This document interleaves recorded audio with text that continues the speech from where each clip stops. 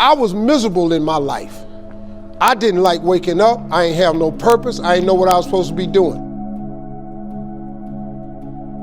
On October 8th, 1985, I walked in a comedy club for the first time. Signed up for the following week.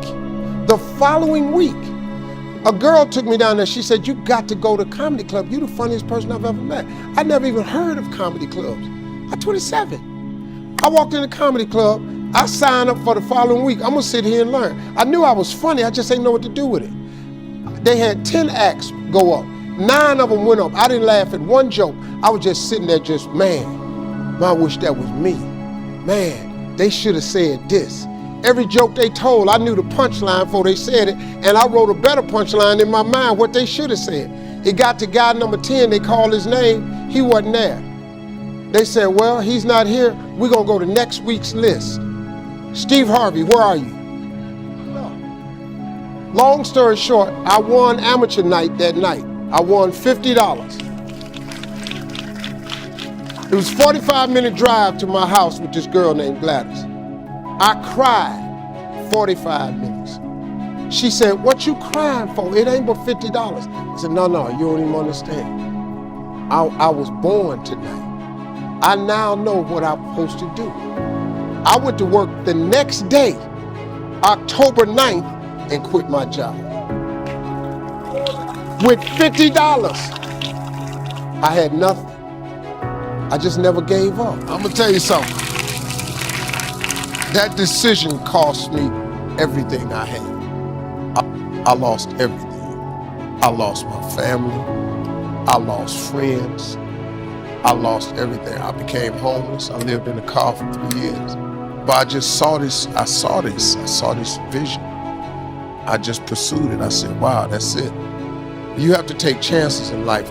Life is about risk. If you play it safe in life, you ain't gonna have much of a life. If you play it safe, you won't have much of a life. Life is risk. It take courage to pursue your dream. Now it's gonna cost you something. Most people are not willing to pay what it costs to go after your dream, because you're gonna have to hurt a little bit.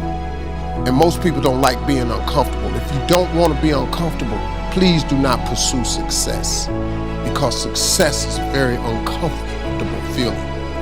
And I just learned to be comfortable being uncomfortable.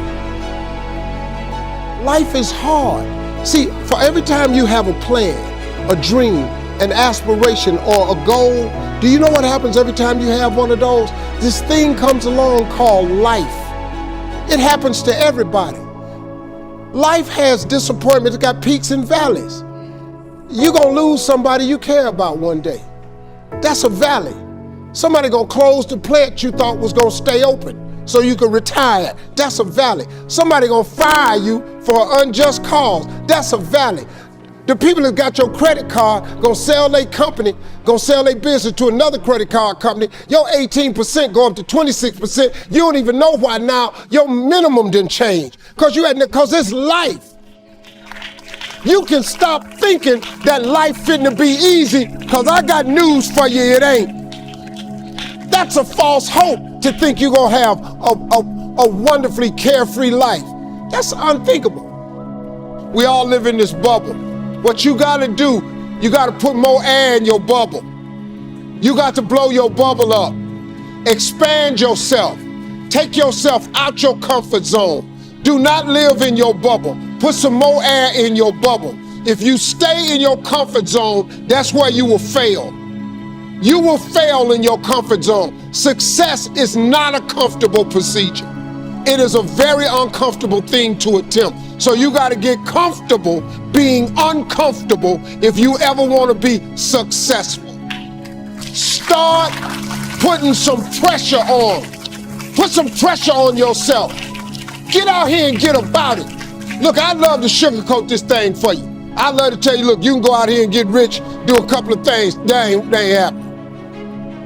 You got to get real doggish. You got to get downright funky if you want to make it. Now, like I was telling you before, if you want to be ordinary, you ain't even got to listen to me. Just go on about your business.